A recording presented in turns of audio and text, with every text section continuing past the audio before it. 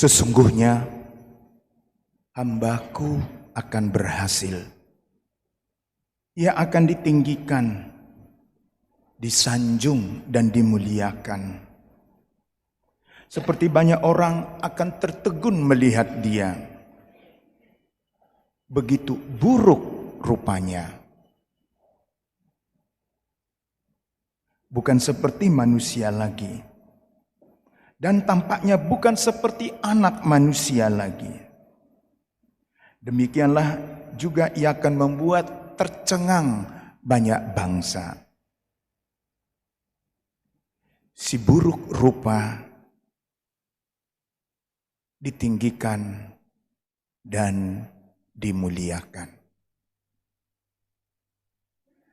Itu petikan dari bacaan ke-1 dari kitab Yesaya bab 53. Sore ini Ibu Bapak, Saudara-saudari yang terkasih, tajuk renungan kita bersumber dari ucapan terakhir Yesus di kayu salib. Ketika mencecap vinegar atau cuka atau anggur asam itu, yang dimaksudkan meringankan penderitaannya, dia malah berkata, sudah selesai. Finito. Finished. Sudah selesai dalam kisah sengsara Yohanes.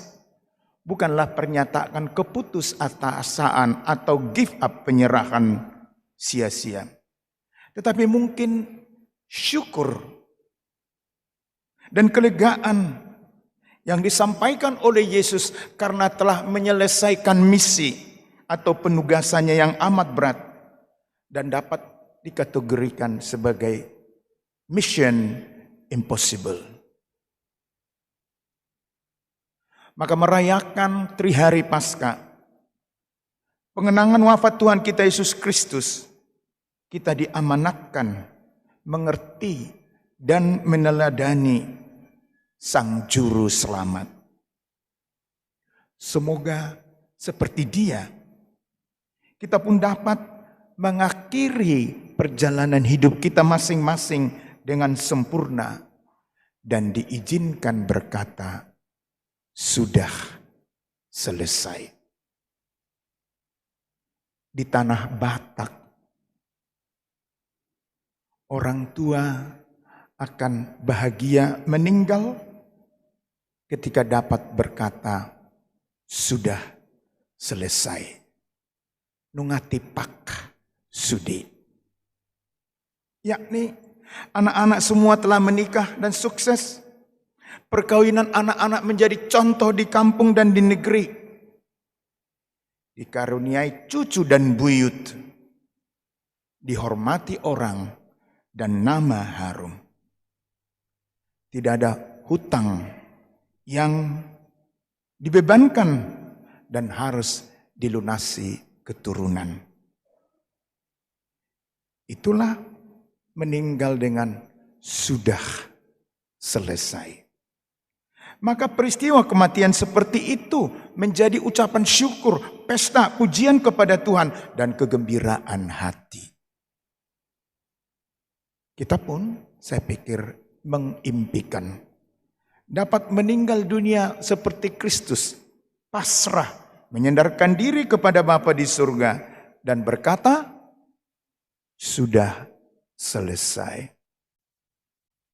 Saudara-saudari yang terkasih, kita berusaha keras agar keluarga kita, komunitas kita, kongregasi kita, ordo kita, lingkungan kita, keluarga besar kita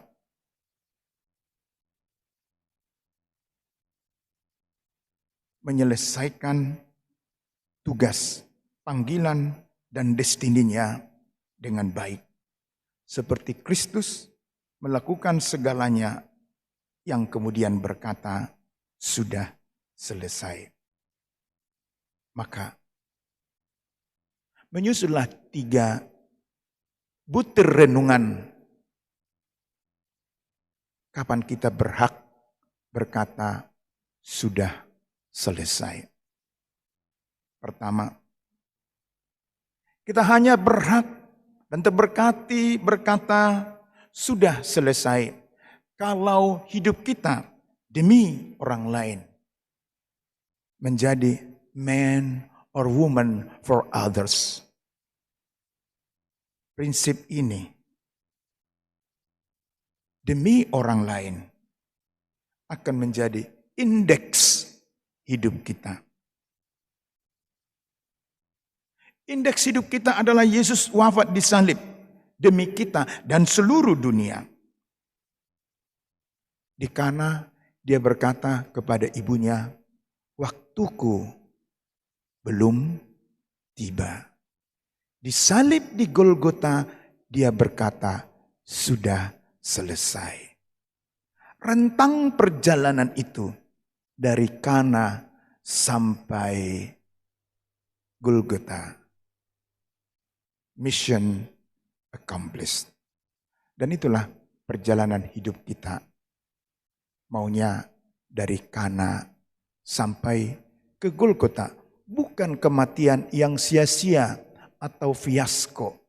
Tapi sukacita karena sudah selesai. Antara Kana dan Golgota, indeksnya sempurna. Dibandingkan dengan acuan manapun, indeksnya sempurna. Hidup kita adalah amanat. Menjadi man or woman for others. Setiap kali KPP di paroki ini, pertanyaan pertama kepada pasangan-pasangan yang mau menikah itulah, untuk apa Anda kawin?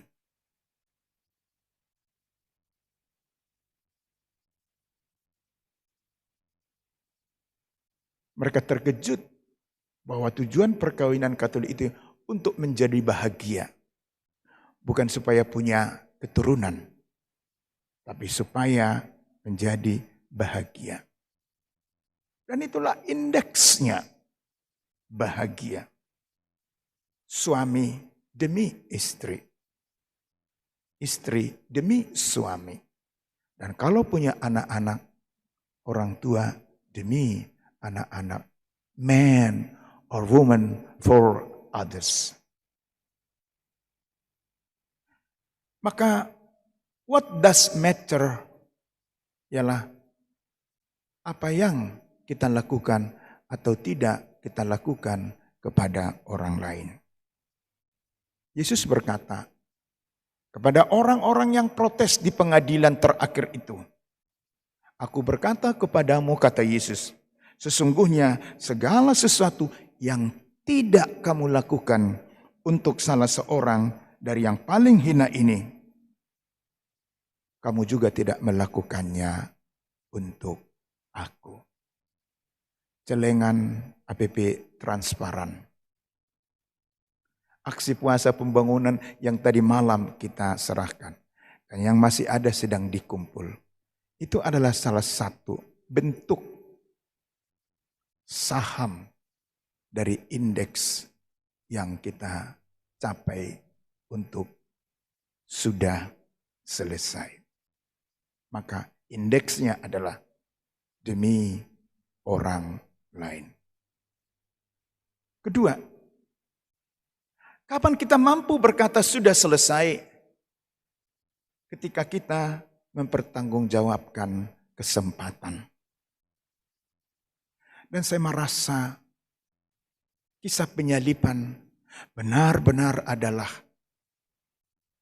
saat mempertanggungjawabkan kesempatan. Di dalam Injil Lukas kita mendengar ada dua penjahat yang disalibkan bersama Yesus. Dan yang satu yang bernama si Dismas menurut tradisi Syria, si sunset, si matahari sebelum terbenam. Dia berkata, ingatlah aku dalam kerajaanmu.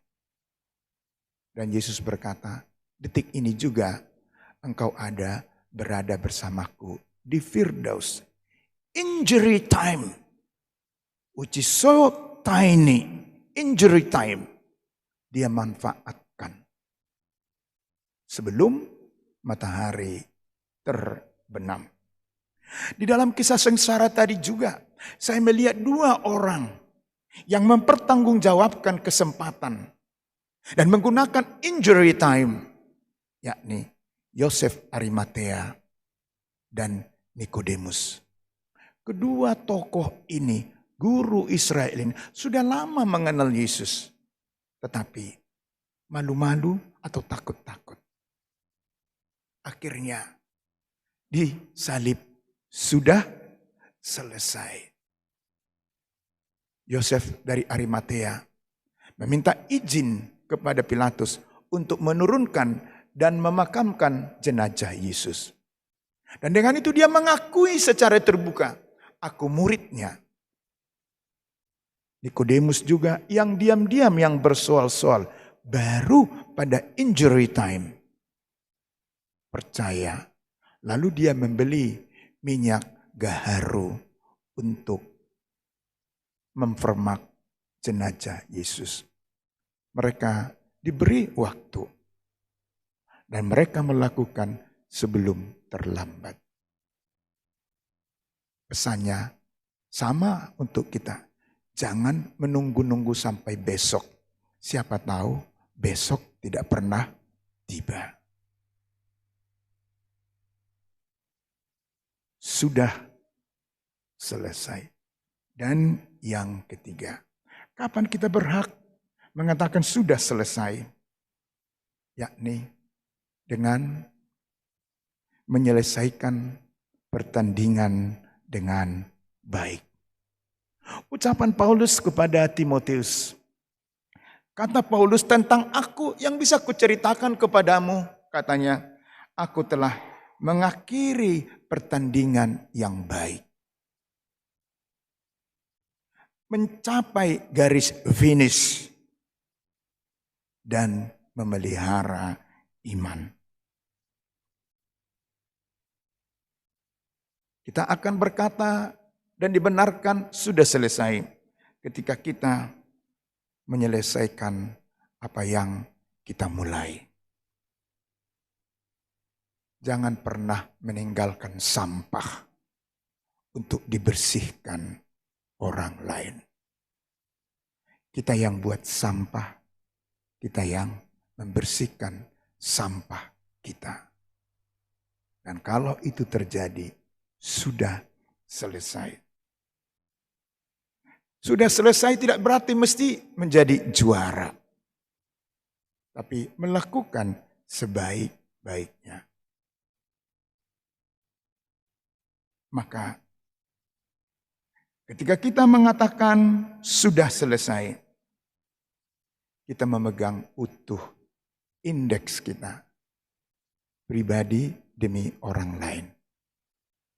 Kita menjaga dan mempertanggungjawabkan tanggung jawab kita. Even injury time. Dan yang ketiga, menyelesaikan pertandingan yang baik. Maka Jumat Agung bukan kesedihan. Bukan ratapan. Jumat Agung adalah syukur. Dan karena itu kita banyak menggunakan busana merah.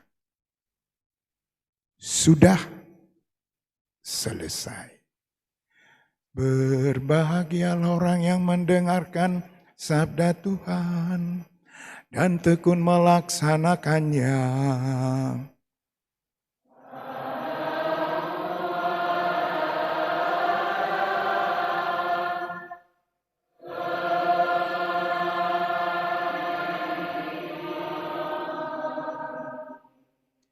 Kita akan menyampaikan doa universal. Doa untuk seluruh dunia, untuk seluruh manusia, dan untuk seluruh alam semesta.